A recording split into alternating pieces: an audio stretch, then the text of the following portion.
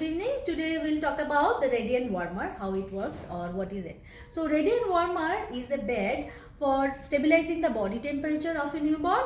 It has a heat source just positioned above the body to keep baby's temperature on constant. So infant radiant warmer are overhead heating units.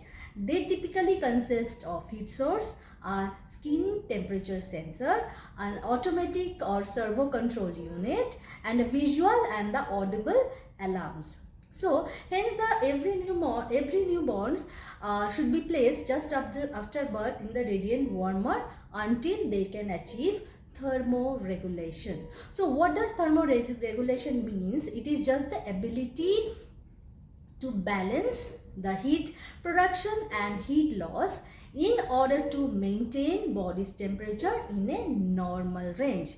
So radiant warmer, although it increases convective, evaporative heat loss and insensible water loss, however, eliminate radiant heat loss or change it to net gain. So in order to minimize this, we should use a polythene shield media that can control the insensible water loss. So we will just move away and see the practical demo. So this is a machine which is a radiant warmer.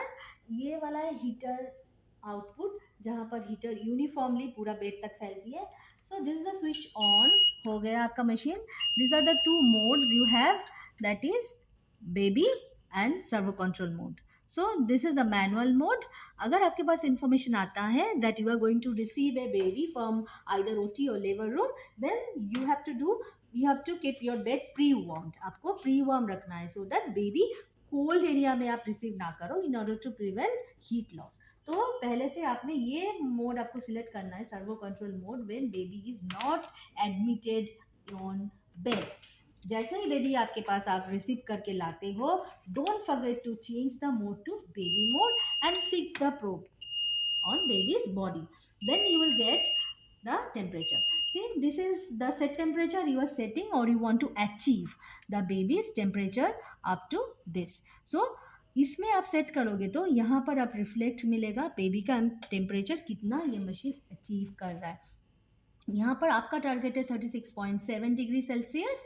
So till यहाँ तक 36.7 reach करें ये machine आपका heater output देता रहेगा. This is what we see the heater output once we put the baby in baby mode.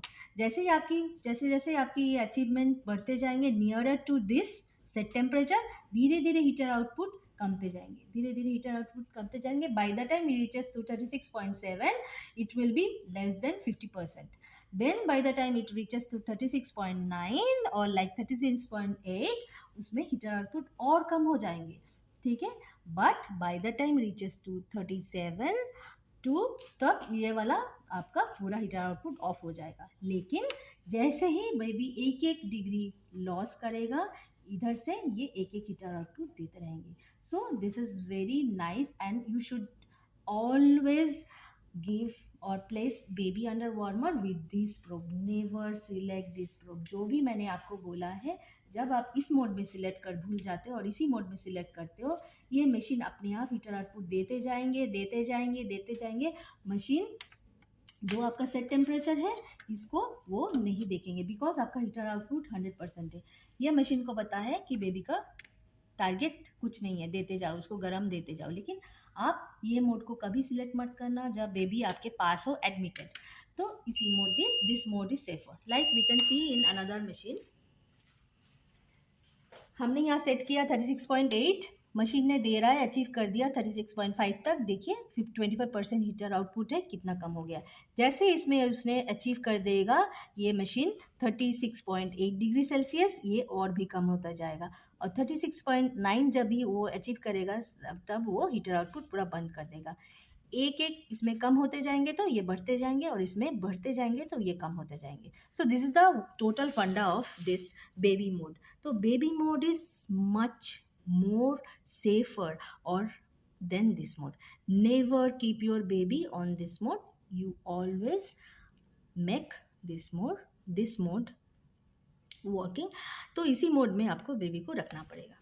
सो आइए इसी में चलते हैं। फिर इसमें जो है आपको अलार्म मार रहा है, क्यों ये अलार्म क्यों ब्लिंक कर रहा है, देखिए इसमें रेड होके है, क्योंकि वो आपको दिखा रहा है कि बेबी का टेम्परेचर में कुछ गड़बड़ है। क्या गड़बड़ है, बेबी का टेम्परेचर कम है, इसीलिए हीटर आउटपुट भी 100% दिखा रहा है। वो आपको अलार्म दे रहा है, मशीन आपको अलार्म दे रहा है टू गेट नोटिफाई कि कुछ तो प्रॉब्लम हुआ है जिसकी वजह से अभी तक रीच नहीं कर पा रहा है। ठीक है, तो आपको प्रोब ठीक जगह में फिक्स किया है कि नहीं, उसको आपको कंसेंट्रेट देना पड़ेगा। ये गया नंबर 1। देखिए बाय द टाइम 36.3 आया है, वो कैसे धीरे धीरे धीरे धीरे कम हो जाएगा। Okay, let's move to other signals. So this is the thing which is crossed. अगर इसमें रेड लाइट जलती है, इसका मतलब ये आपका ऑब्जर्वेशन लाइट है, लाइट में कुछ प्रॉब्लम है। अगर लाइट नहीं जल रहा है तो आपका इसमें रेड लाइट आएंगे, तुरंत आपको उसको देखना है और इंटरवेंशन करना है।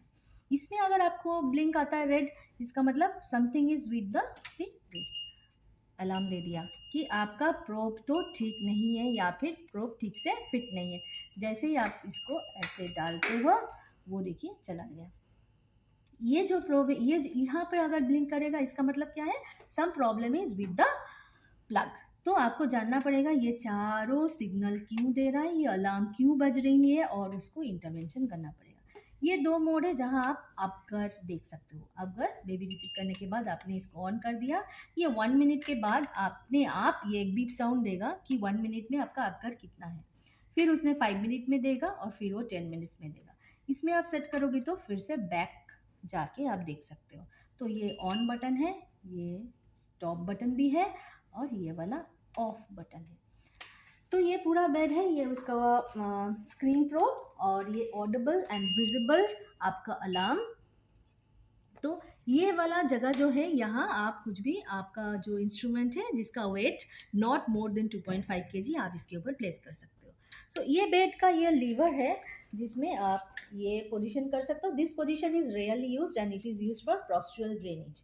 So whenever you are receiving your baby, your bed should be straight like this.